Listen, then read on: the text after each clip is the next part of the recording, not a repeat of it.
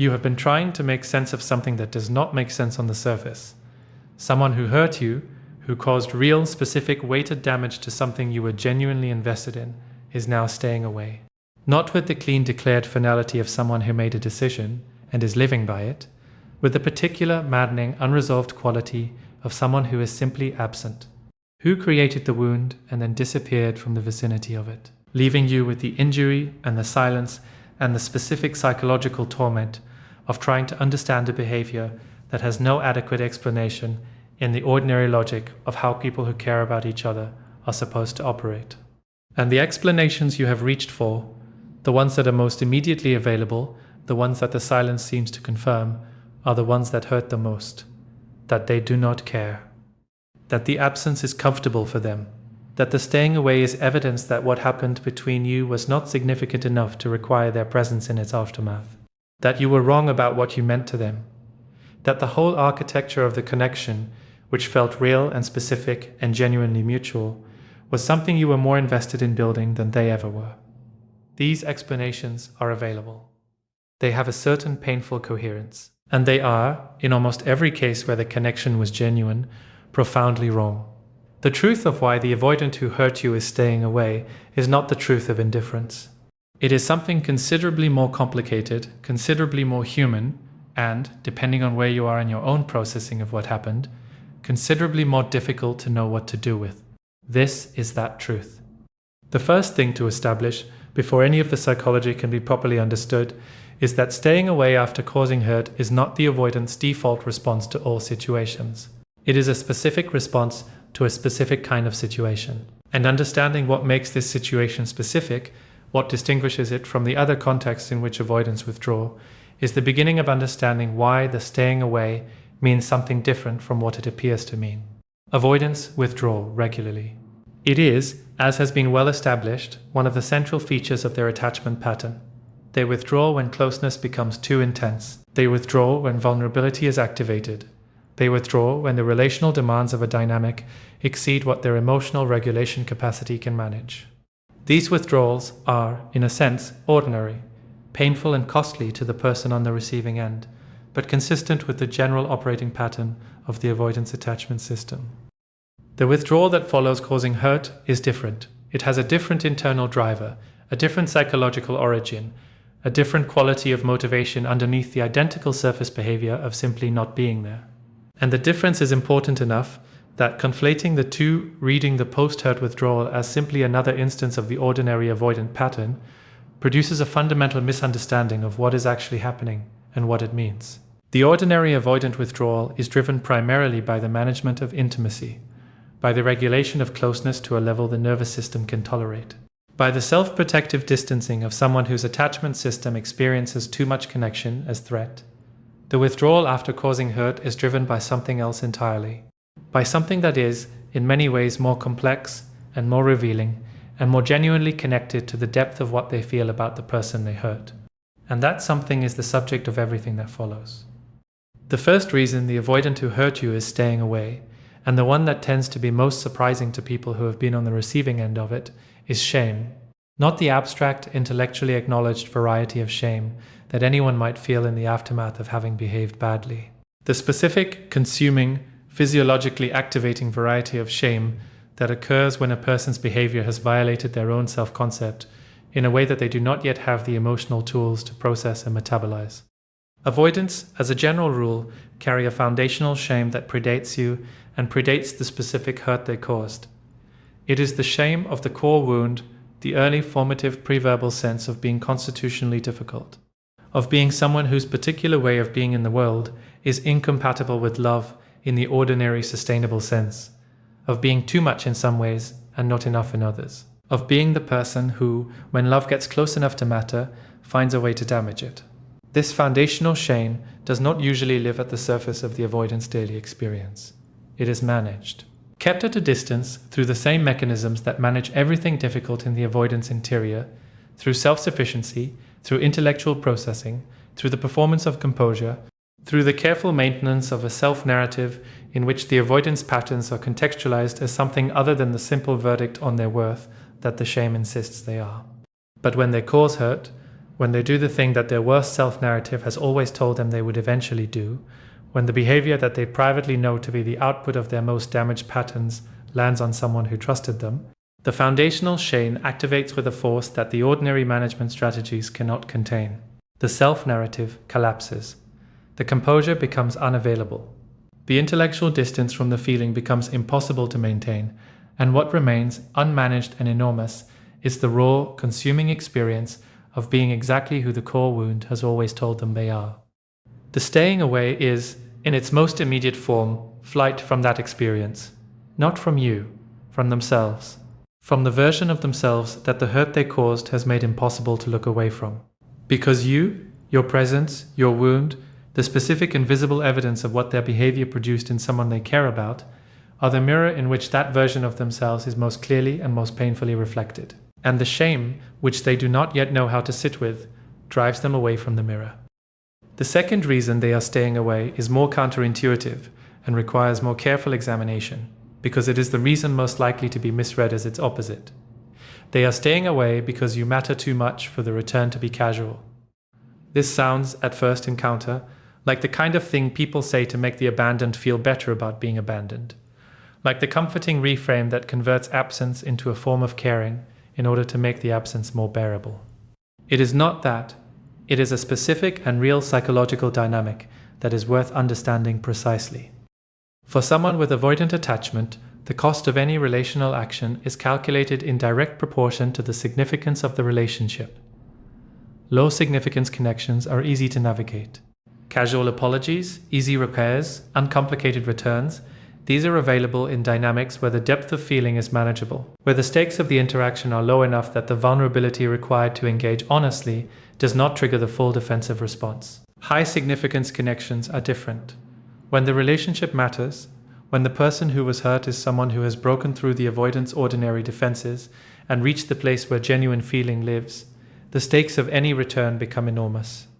The vulnerability required to stand in front of someone you hurt and who matters to you deeply and be accountable for what your behavior produced is not a manageable, low-stakes vulnerability. It is the most exposed, most unprotected, most genuinely terrifying form of vulnerability available to a person whose entire psychology was built around never being that exposed. And so the return that would be easy in a low-significance dynamic becomes in a high-significance one the most difficult thing imaginable. Not because they do not want to return, because the wanting to return is so large and the stakes of the return going wrong are so significant. And the vulnerability required for the return to be genuine rather than inadequate is so far beyond what their emotional capacity currently allows, that the staying away becomes the path of least resistance, not out of indifference, but out of a paralysis, born entirely of the opposite. The avoidant who stays away from someone who matters is not demonstrating that the person does not matter. They are demonstrating how much. The third reason is one that requires the most honesty about the avoidant-specific dysfunction, because it is the reason that is least flattering and most important to see clearly. They are staying away because returning requires accountability, and accountability requires the one thing their architecture was most thoroughly built to prevent, not just vulnerability in the general sense.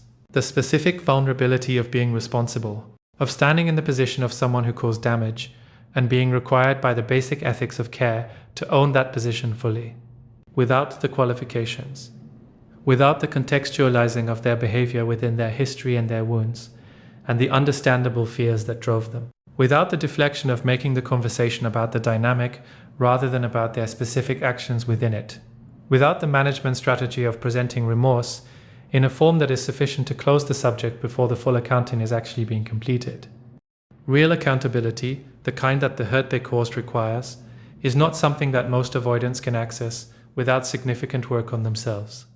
Not because they are fundamentally dishonest, because real accountability requires staying in the discomfort of being responsible for someone else's pain for long enough to actually meet that pain, to hear it, to let it land, to resist the overwhelming impulse to defend or explain or route the conversation toward the comfortable territory of mutual imperfection and shared responsibility for a difficult dynamic.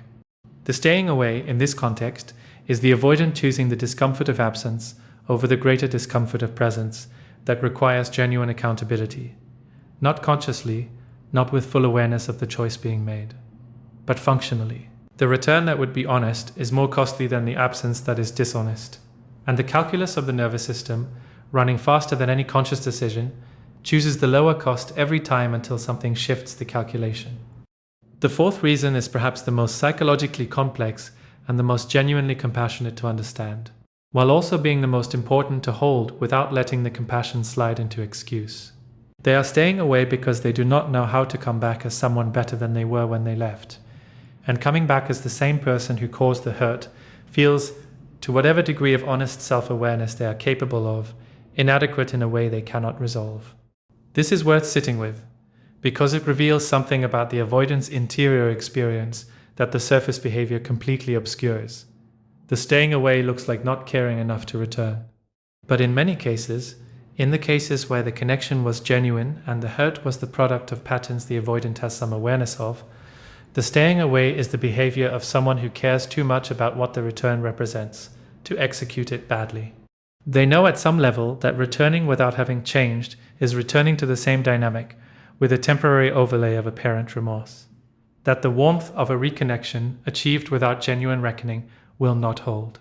That the you who was hurt has information now about what their patterns produce, about what they are capable of, that makes the casual return into the comfortable configuration of before no longer possible. That the bar has been raised by what happened, and that returning without the capacity to meet the raised bar is not a neutral act. It is the continuation of the same pattern in a new key. The same insufficient showing up, dressed in the temporarily activated remorse of someone who has been confronted with the cost of their patterns and has not yet done the work to actually change them.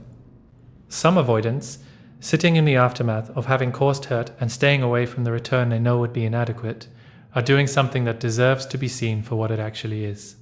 They are trying, however imperfectly and however inadequately expressed in their behavior, to not make things worse, to not return before they are capable of returning as something genuinely different, to not use the genuine feeling they have for you as permission to re-engage before the re-engagement has anything real to offer beyond the resumption of the cycle. This is not virtue, exactly. It does not excuse the hurt or the staying away or the pattern that produced both. But it is something. It is the faint struggling, often overwhelmed signal of a person who is capable of enough self-awareness to know that what they currently are is not yet adequate to what you deserve, even if they cannot yet translate that awareness into the action it points toward. The fifth reason is the one that tends to produce the most complicated emotional response in the person who was hurt, because it requires holding something that feels simultaneously true and unfair. They are staying away because your silence, or your withdrawal, or the quality of your absence, or the specific way in which you have stopped being available in the ways you used to be available, is telling them something they do not know how to respond to. If you have gone quiet, or reduced your availability, or stopped reaching in the ways that characterize the dynamic, and if that shift is genuine, if it carries the real quality of someone who has finally honestly stopped absorbing more than is being returned, the avoidant is receiving that signal with more clarity and more impact than you might expect, because the signal is new, because it does not match the model, because it is telling them something about the current state of the dynamic that their usual management strategies have no adequate response to.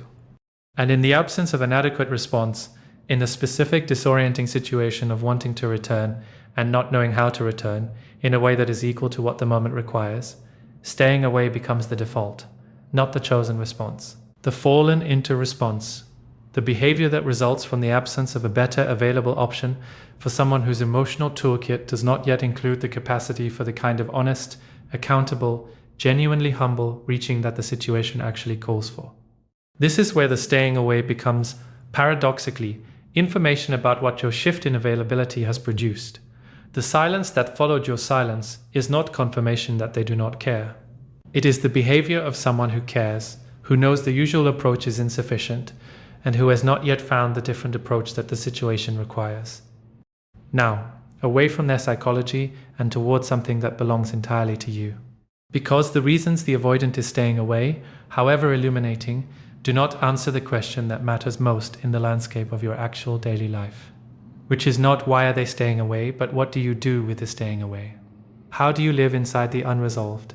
How do you process the hurt in the absence of the accountability that would allow the wound to properly close? How do you move through the specific and particularly difficult grief of a wound that has no clean ending, because the person responsible for it is simply absent rather than present and accountable, or clearly and finally gone? The grief of the avoidant staying away is a specific kind of grief that tends to be underestimated in its difficulty, because it does not have the shape that grief is supposed to have. It does not move through the ordinary stages with the ordinary momentum of loss, that has a clear beginning and a clear ending and a clear absence to orient the grieving around. It is grief that keeps getting interrupted by the possibility of return, by the not quite gone quality of someone who is absent but not declared absent, who has not closed the door but is simply not walking through it, whose staying away has the suspended, unresolved, neither here nor there quality that makes genuine grieving, the kind that requires the full acceptance of the loss in order to complete its arc, extremely difficult to access. You are being asked, by the simple fact of the avoidant's unresolved absence, to grieve something that has not technically ended, to process a wound that has not been acknowledged by the person who caused it, to find your own closure in the absence of any of the external conditions that closure conventionally requires. And that is genuinely, specifically, unreasonably hard.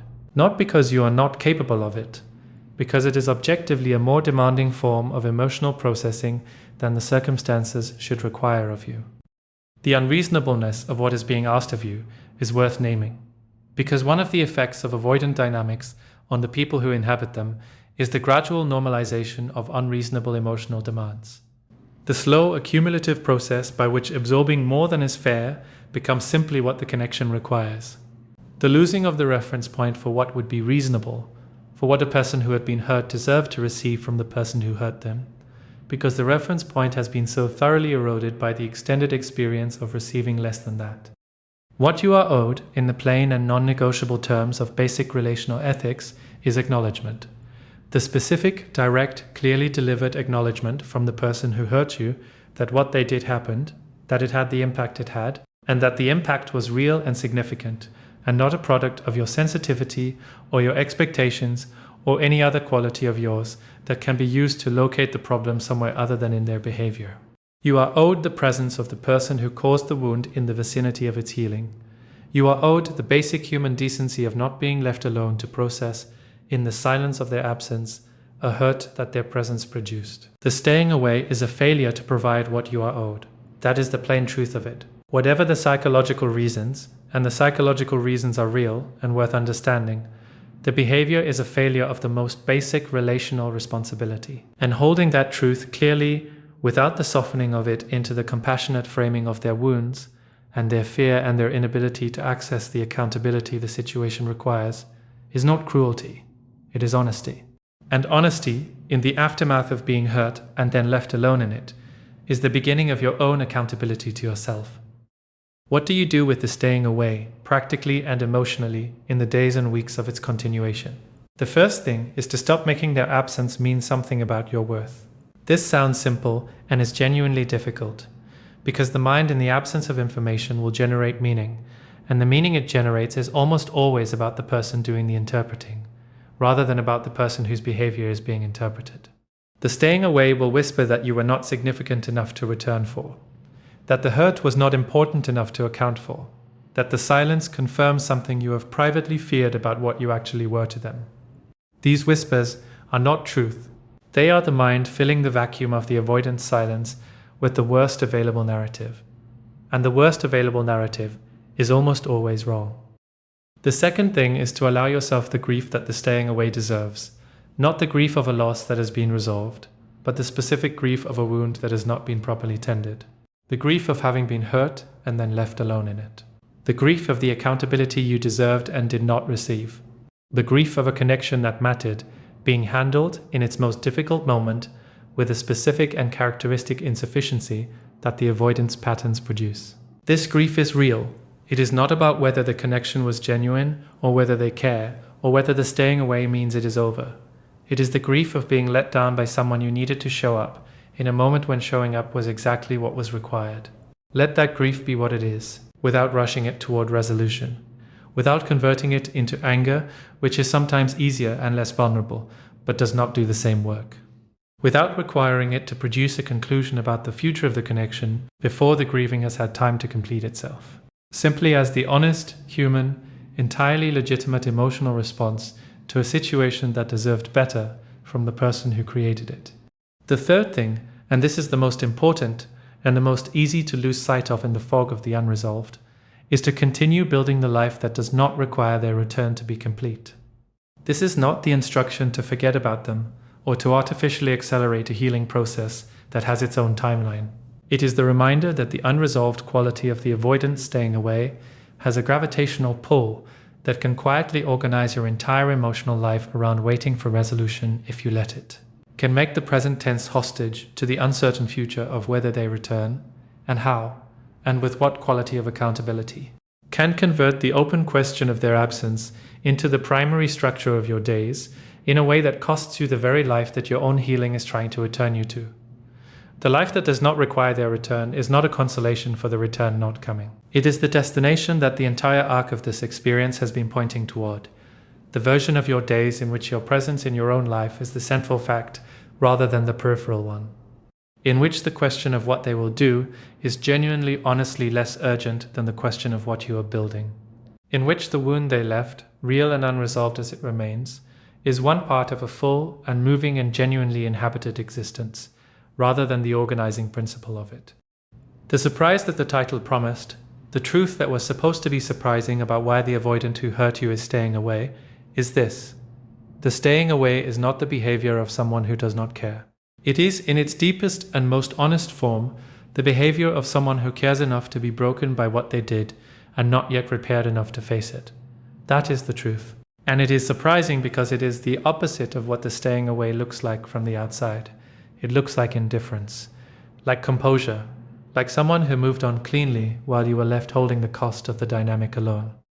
But underneath the appearance, in the private, defended, poorly lit interior of someone who caused hurt to a person they genuinely valued and then ran from the accountability of it, something else is happening. Something that is neither admirable, nor sufficient, nor adequate to what you deserve.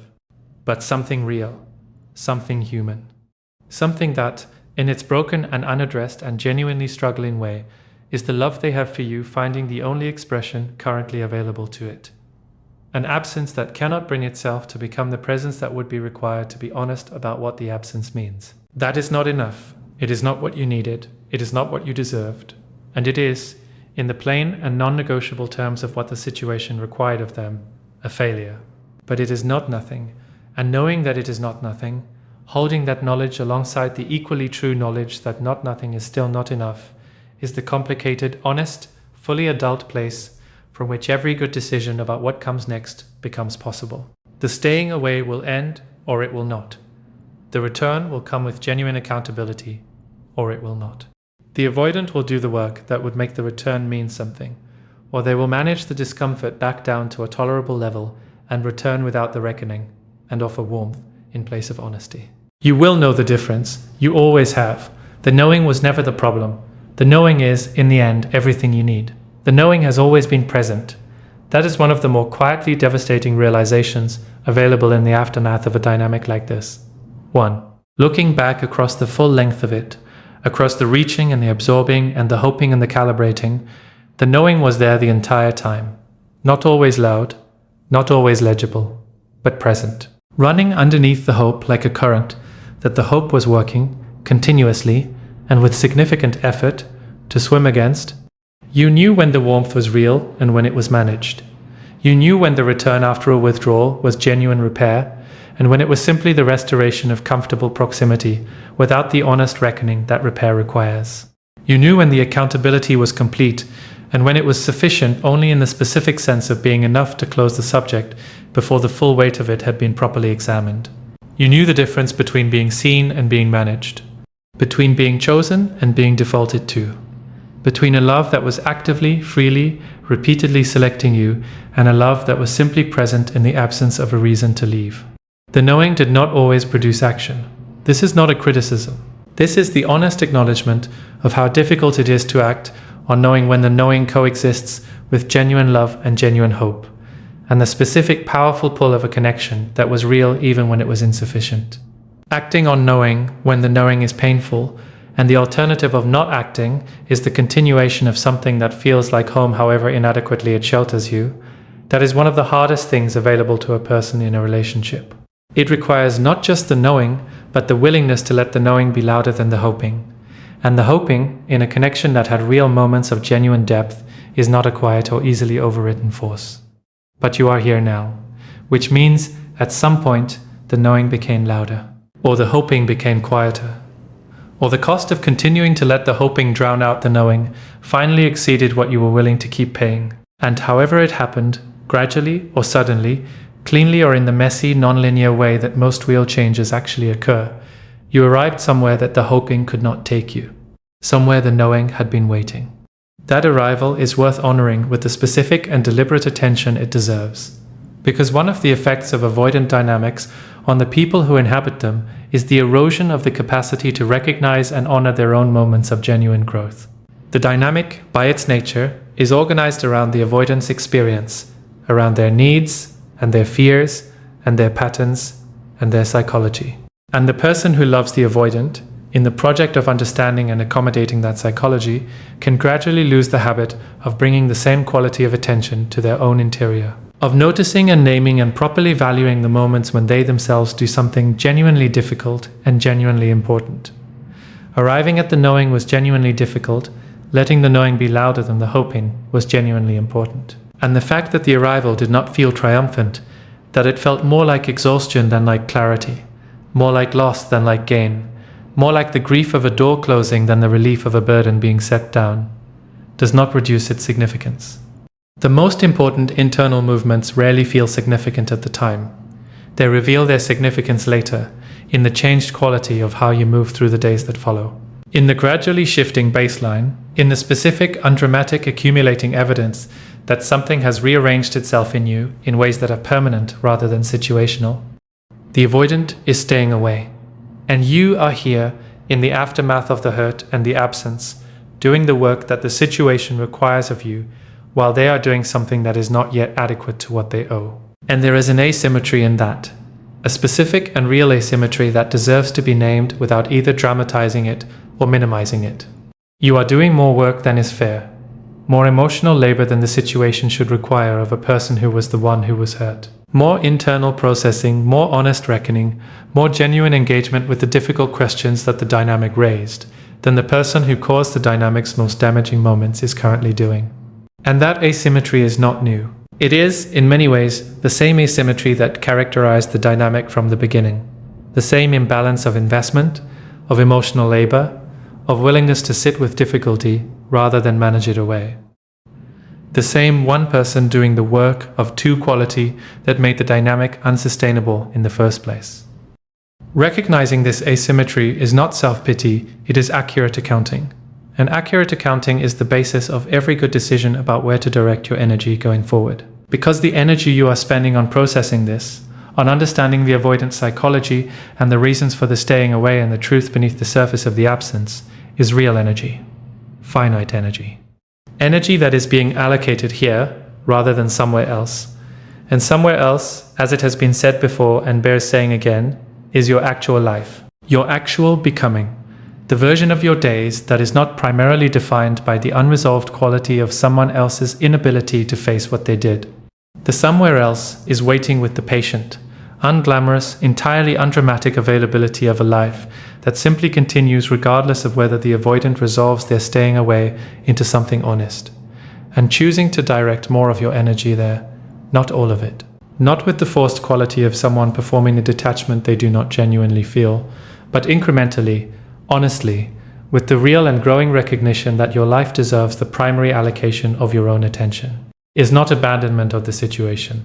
It is the healthy, self-respecting, entirely legitimate prioritization of the one life you are actually living over the unresolved situation you are waiting for someone else to finally be present enough to address.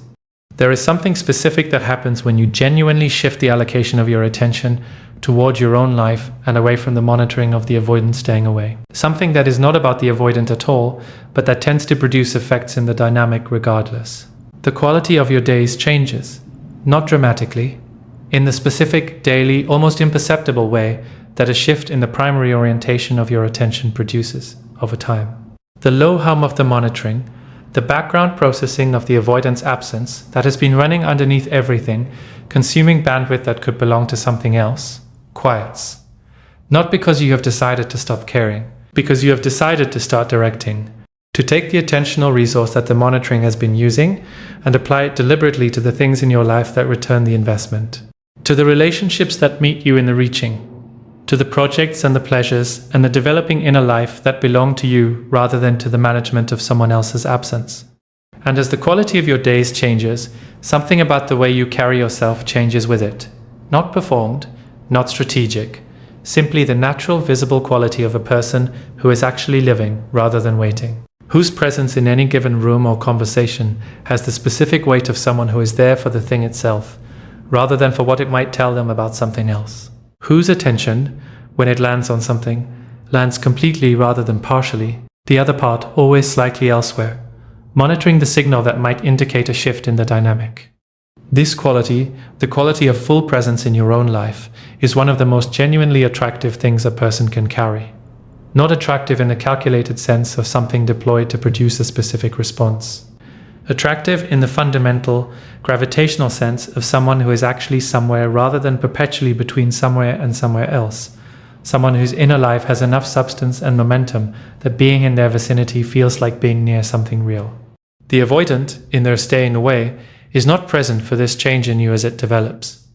But they are not entirely absent from its effects either. Because changes in the quality of your presence in the world tend to reach people who are attuned to you, even across distance, even through the specific unreachability of someone who is staying away.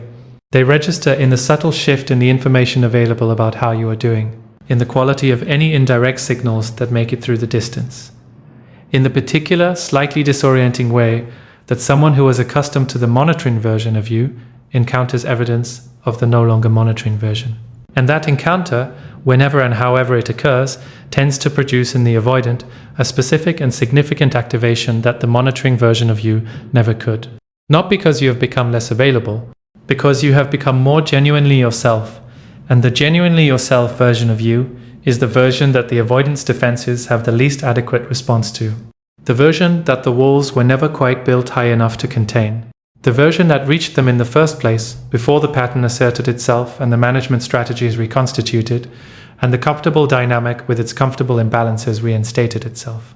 What the avoidant who is staying away needs in order to come back as someone genuinely different, in order for the return, when it comes, to carry the weight of actual change rather than the temporary activation of ignited passion or managed remorse, is something that you cannot give them and that they cannot take from you, and that exists only in the territory of their own honest reckoning with themselves. They need to arrive, through whatever combination of sustained discomfort and honest self-examination, and the gradual accumulation of consequences that finally exceed the comfort of avoidance, at the specific and irreplaceable experience of genuine accountability. Not the performed version. Not the intellectually adequate version that uses the right language without the right feeling underneath. The real version.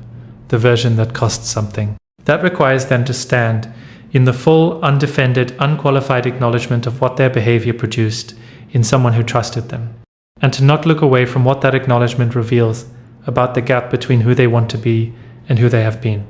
This accounting is available to them. It is not beyond their capacity in the sense of being constitutionally impossible. Avoidants are not people who are fundamentally incapable of genuine accountability. They are people for whom genuine accountability requires the dismantling of the very defenses that have kept them functionally stable for their entire adult lives. And that dismantling is not something that happens because the intellectual case for it has been made persuasively enough. It happens because the cost of not dismantling finally exceeds the cost of the dismantling itself. Because the loss that the patterns keep producing finally becomes more unbearable than the vulnerability that changing the patterns requires. Whether that threshold has been reached for this particular avoidant, in this particular aftermath, is something you cannot determine from your position. You can see the surface behavior, the staying away, the silence, the unresolved absence, but you cannot see into the interior where the actual work either is or is not occurring. And the surface behavior is, as has been thoroughly established, not a reliable indicator of the interior experience. The staying away looks like nothing happening. It may be the external expression of something significant happening underneath. Or it may be nothing much happening, the staying away being simply the path of least resistance for someone whose patterns have not yet been adequately challenged. Here is the practical guidance that all of this psychology points toward, stripped of the layering and offered plainly for what it is. Do not wait for the return to begin your healing, the healing that requires the avoidance presence, the healing that can only begin once the accountability comes, and the wound is acknowledged and the staying away ends in something honest, is a form of healing that puts your well-being in the hands of someone who has already demonstrated, through the hurt and the subsequent absence, that your well-being is not currently their primary concern. Tying your healing to their return is the continuation of the same dynamic in its most fundamental form, the same organization of your emotional life around their choices, the same positioning of yourself as the dependent variable in an equation whose primary variable is their behavior. Begin the healing now. In the absence of the accountability, in the unresolved space of the staying away, not because you are giving up on the possibility of genuine repair, but because your healing is yours and it does not require their participation to begin. The grief can be grieved now, the wound can be examined and tended, and slowly closed now, imperfectly, without the complete acknowledgement that would make it cleaner, because the alternative, waiting for the complete acknowledgement that may or may not come, is waiting in the wound. And waiting in the wound is not loyalty to the connection. It is the unnecessary extension of suffering in a situation that is already asked more than enough of you. Do not interpret the staying away as a verdict on your worth. This has been said before and requires saying again, because the mind, in the quiet of unresolved absence, returns to this interpretation with a persistence that is not proportional to its accuracy. The staying away is a report on their current capacity, on what their emotional architecture currently allows, on the specific, real, profoundly limiting gap between what the situation requires of them and what they are currently able to provide. It is not a report on you, not on your value, not on whether you deserved better, not on whether the love you gave was worth giving, or whether the investment you made was worth making. You deserved better. That is the simple, non-negotiable, entirely separate from their capacity truth of the situation. You deserved better than the hurt. You deserved better than the staying away. You deserved the presence and the accountability and the genuine, honest reckoning of someone who caused damage and had the relational courage to stand in the vicinity of that damage and be responsible for it. You deserved that. The fact that you did not receive it is a statement about their current limitation. And their current limitation, however real and however rooted in genuine wounds and genuine fear, is not the measure of your worth. It is simply the measure of what they currently are. Do not foreclose the possibility of genuine change, while also not organizing your life around waiting for it. These two things are not in tension.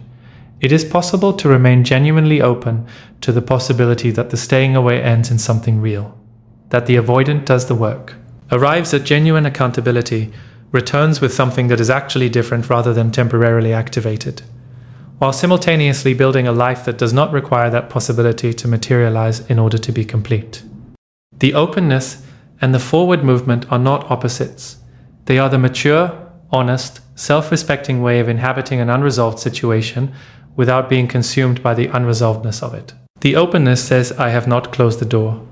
The forward movement says, I am not standing at the door waiting. Both are true. Both are possible simultaneously. And the combination of the two, genuine openness without the suspended animation of waiting, is the position from which every good outcome becomes available. If they return with genuine accountability and genuine change, you are there, present, clear, with the ground solid beneath you, and the requirements named and held, and the capacity to re-engage as the full, undiminished version of yourself, rather than as someone whose relief at the return has softened the standards that the return needs to meet. If they do not return, or if the return comes without what it would need to carry to mean anything real, you are also there, already building, already moving, already inhabiting the version of your life that the whole arc of this experience has been pointing you toward. The version that is full and self-directed and not organized around the avoidance choices as its primary variable.